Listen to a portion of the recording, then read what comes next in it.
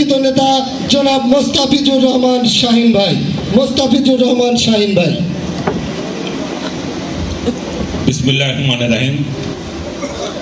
গুরদাসপুর থানা ও পৌর বিএনপি আয়োজিত আজকের মত বিনিময় সভার সম্মানিত সভাপতি, মঞ্চ উপস্থিত নেতৃবৃন্দ, উপস্থিত সুধীজন, সবাইকে নাটোর জেলা বিএনপির পক্ষ থেকে এবং আমাদের প্রিয় নেতা জনাব রুহুল কবির সাহেবের পক্ষ থেকে সংগ্রাম অভিনন্দন। আফতাবের বক্তব্যের পর আর বক্তব্যকে দেওয়ার কিছু থাকে না।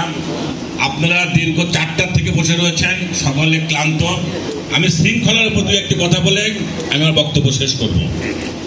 আজকে এসে যে কোনো যে জাতি শৃঙ্খলাবদ্ধ নয় সে জাতি কখনো উন্নতি করতে পারে না।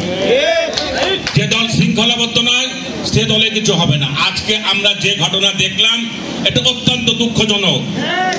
আপনারা সুশৃঙ্খল নয়, এর জন্য দোষ দেব আমি আপনাদের নয়, আপনাদের নেতাদের। সুপরিকল্পিত ভাবে নেতারা দ্বিধা বিভক্তি তৈরি করে রেখেছে বলে আমার মনে হয়েছে। সকালবেলা দেখবেন আজিজ সাহেব, বাবলু সাহেব, রঞ্জু সাহেব, দুলাল সাহেব একসাথে চা খাবে। আপনারা কেন ভাই ভাই করবেন? আপনাদেরকে বিএনপি করতে হবে ভাই একটাই, তারেক রহমান ভাই। কোন ভাই চলবে না। সংগ্রামী সাথী বন্ধুরা, দেশ আজকে অত্যন্ত ক্লান্তিকাল অতিক্রান্ত করছে। ভোট হবে কিনা সন্দেহ রয়েছে, আবার যে কোনো সময় ভোট হতে পারে। বিএনপিকে আবার যে বিরোধী দলে বসতে হতে পারে। আপনার যে কথাটি বলেছে, দীর্ঘ 17 বছর এখানে আন্দোলন সংগ্রাম কি হয়েছে এটা আমরা জানি। নাটোর এবং গুরদাসপুর অত্যন্ত স্পর্শকাতর এলাকা ছিল, তারপরেও আপনাদের আন্তরিকতার ঘাটতি ছিল বলে আমরা মনে করি। দলকে সেভাবে তৈরি করতে হবে আগামীতে, যেন যদি আমরা খারাপ অবস্থায় যাই যেন দলের নেতা কর্মী সেভাবে বাছাই করতে হবে।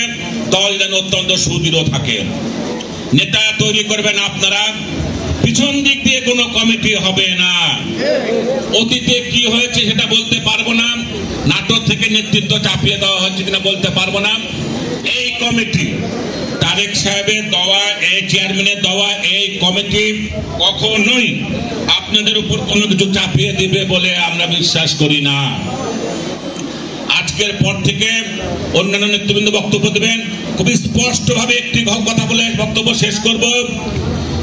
রাজনৈতিক পদ পদবি কখনোই স্থায়ী নয়।